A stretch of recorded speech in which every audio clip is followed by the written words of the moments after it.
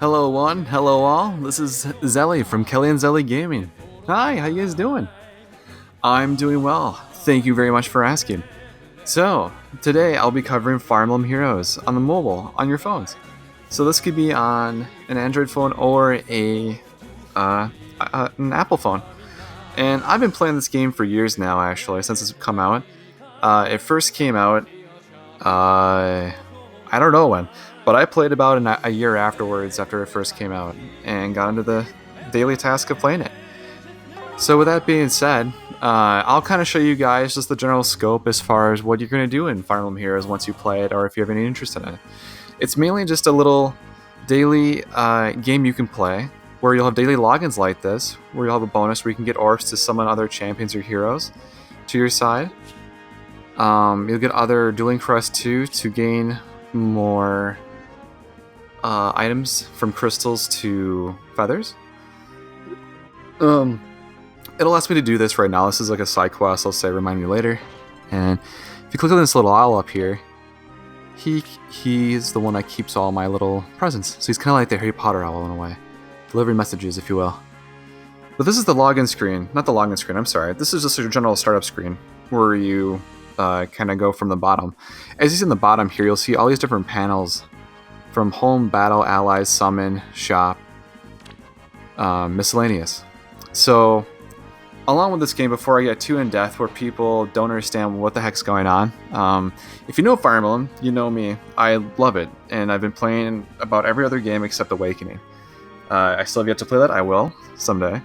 But this is a game where you can play where it's merely colors battling it out, where you have red, blue, green, and colorless. So you'll have maps to go to, and you'll have a max of 4 characters you can use, and you can decide whether they're the red, blue, green, or colorless. And so there's a trifecta triangle you can use in battling when you go to your teams here. So there's your teams. There are 4 teams you have up here for you can choose from.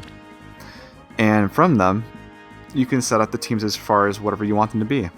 See over here, I have 10,056 out of 1,100 total units I can keep around. Otherwise, the game doesn't let you store as many more than 1,100. So it's important to make sure you know how many are in your inventory and kind of going off of it. So again, too, going off of the color bonuses as far as where there's advantage versus disadvantage.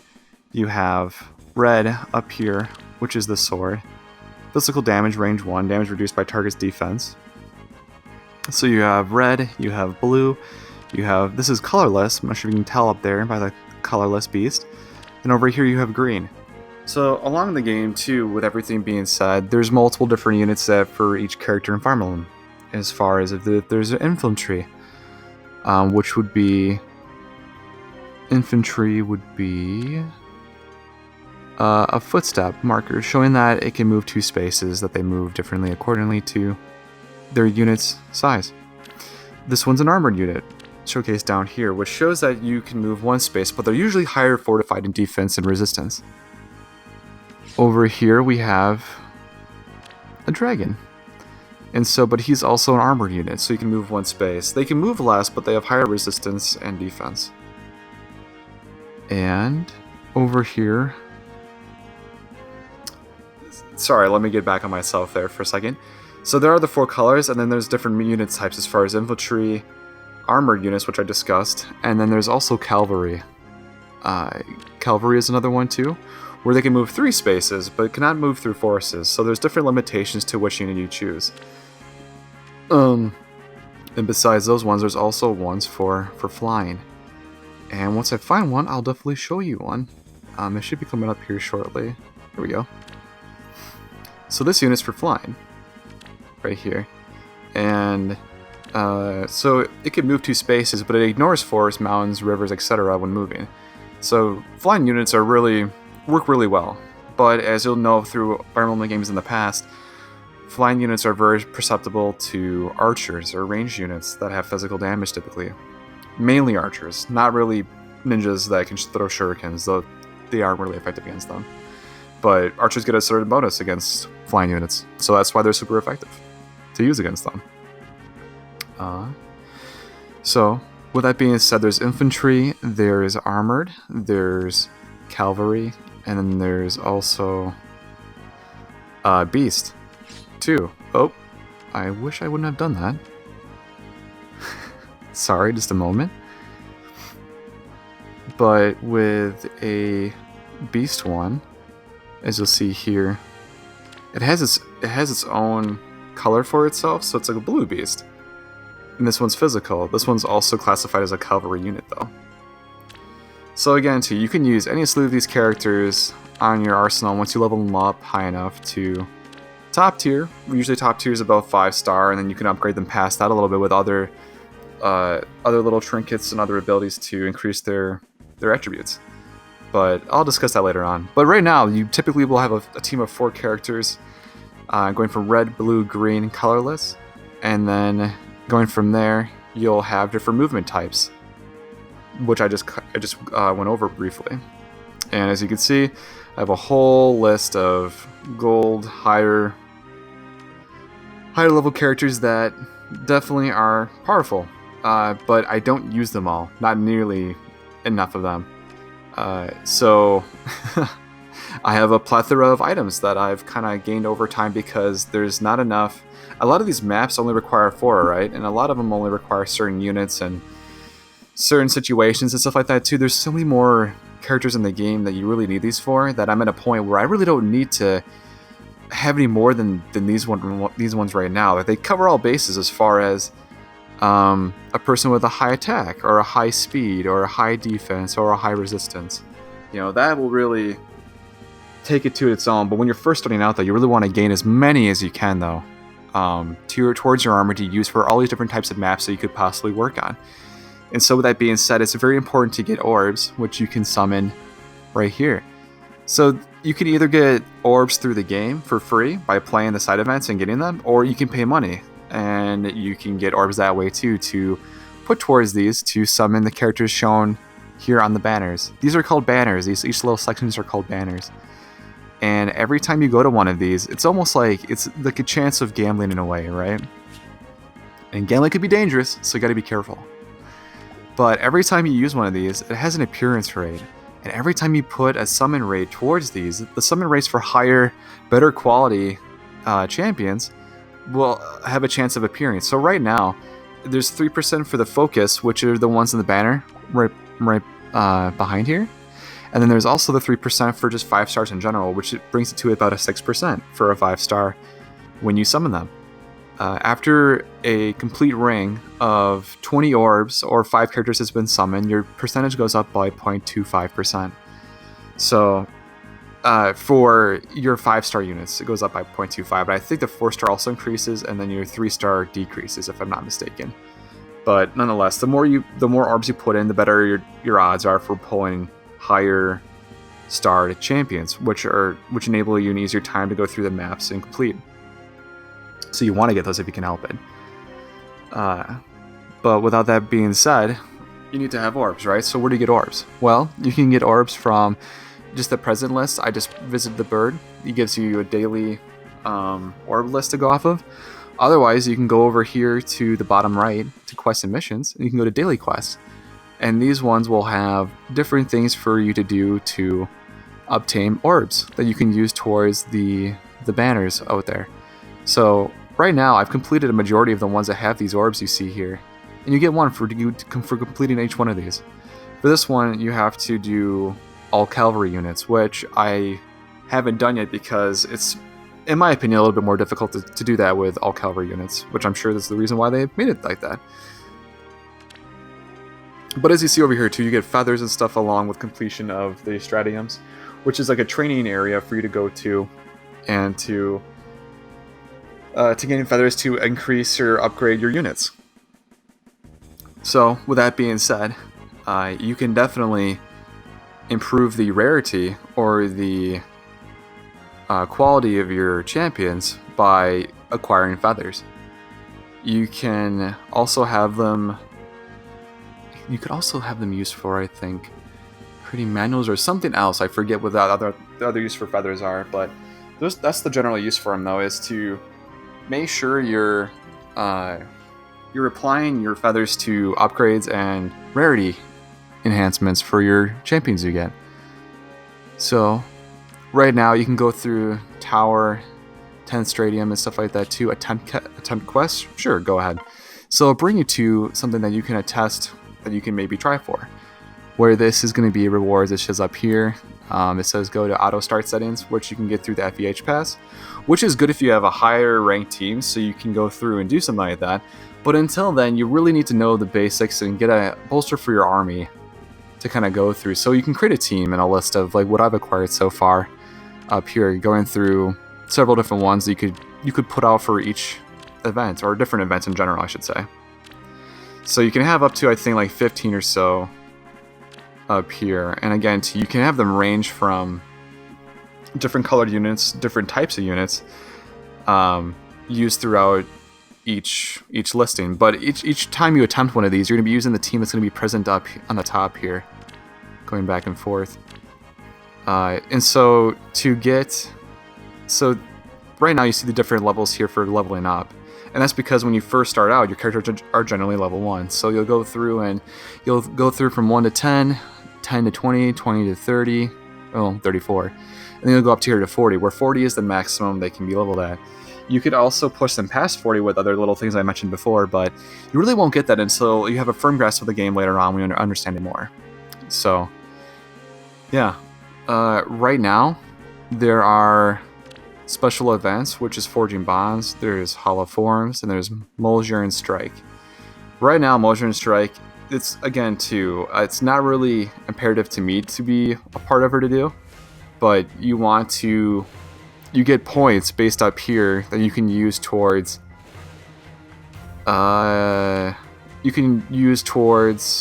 improving other units later on. These are like the type of things you could do once they're maxed out and stuff like that too, which take a little bit more time. So you won't bother with that for now. Hollow Forms is great because usually down here you'll see the daily insights that they'll give you once you complete a mission based upon the day. So when you do one of these, you have a daily reward you're able to get from these once you do them. And so, and how this one works too for Hollow Forms is the first person to defeat a unit has the ability to learn a new skill or a new trait that they can use for their characters. And so since the Flying Witch, I believe, took down the first unit, she'll have a chance after the map here to gain a new ability. And so that kind of goes, needless to say, I have auto battle turned on right now just because it's lower level for this side stuff here, so you really don't have to worry all that much about it. You really don't. If you lose one, it's not a huge deal. You can complete the map still, as long as all the other units are defeated. You'll be fine. Yeah, because earlier on in the game, when you're lower level, you don't have as many traits, you don't have as many skills, and you don't have as big of a power difference. But when you have higher level units, there's a lot of things that come into play as far as abilities and traits and skills that you can use going forward. So you want to do manual play probably for that as well. So as you can see, I can get an orb if I do up to 20 KOs of the foe. So I could do that easily. And for right now, I'll probably do... See, so now the witch is able to learn a skill after I was able to... Mia, the witch, was able to learn a skill after I completed that side event.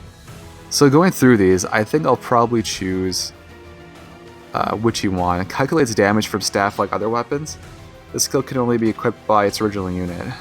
So right now what that means is essentially... I forget. The clerics have a default where they have reduced damage because their clerics are meant to heal, not meant to do damage. But if you have a weapon that has special ability, you can actually negate that effect and you can do straight up damage without the nerfs. So with that being said, Hollow Forms is done. I got it. It's a blue mark right there. And then you can do Forging Bonds too. But Forging Bonds, I've already collected all the daily orbs. Earn 2 orbs every day by clearing a map for a maximum of 7 days. And that is that. So the side events are done. Other ones down here too are ones that will be a part of in the future, but aren't going on right now. The ones that are glowing are the ones that are happening right now that you can partake in and do. So these are ones you can get orbs and other items you can get to help improve your characters. Up here by special maps, as you can see, the green check mark means I pretty much have gone through most of these without an issue and have gotten rewards from them. So if it is the case, the green check mark will mean that you have passed and you have gotten what's available to you. Because Rival Domains is refreshed, and essentially this one, instead of 4 units, you'll be taking 20 units into battle. And since we'll be looking for armored units, I'm going to go over to my armored selection and blaze through it to get the daily orb. This is the easiest mode right now, so I should be able to handle these no problem through auto battle. Now, if I was handling one that was a higher difficulty, I would probably do this more manual, just because sometimes the auto battler system and how it works doesn't make all the best decisions when you're trying to go through and actually do these. So with that being said, you want to go through and make sure that if it is an easy one, you can just go ahead and do it.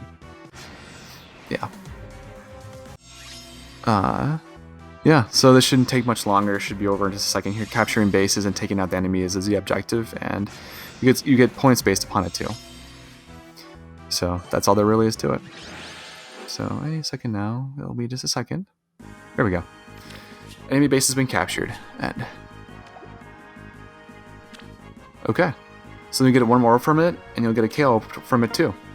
So I can go back here and go to quest and missions, and that's that.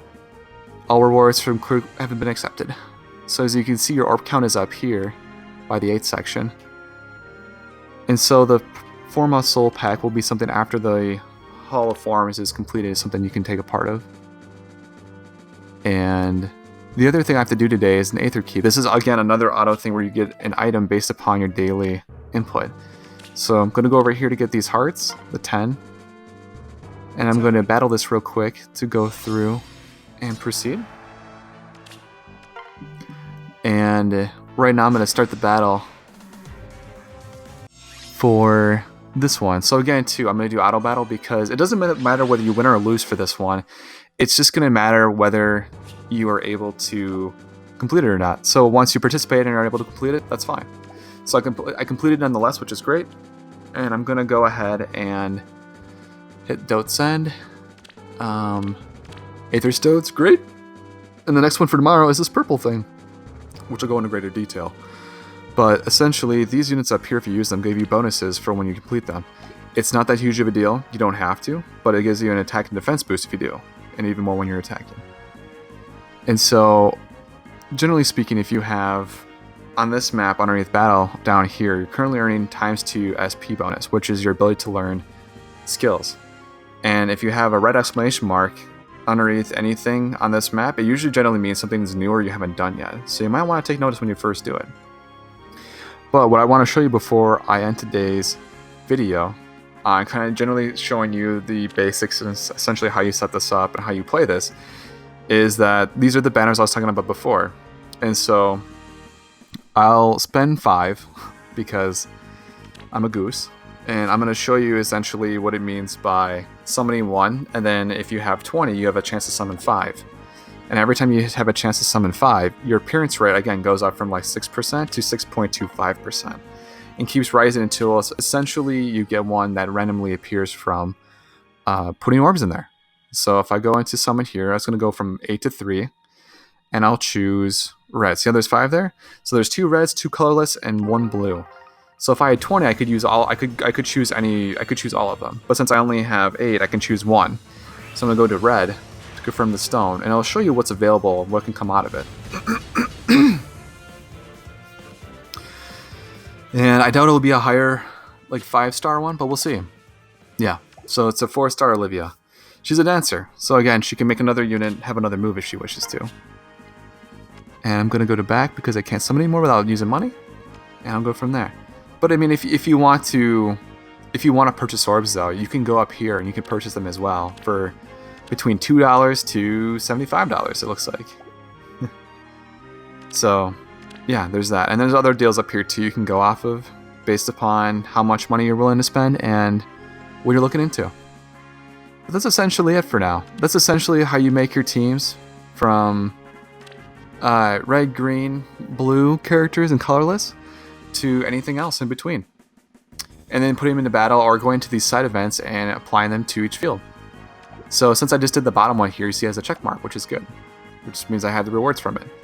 But if I go up here, this is my chance for the reward for this one, which I don't want to do, which because it's pretty tough and you have to do it manually. It doesn't really pay right now for me to do it, so I'm not going to.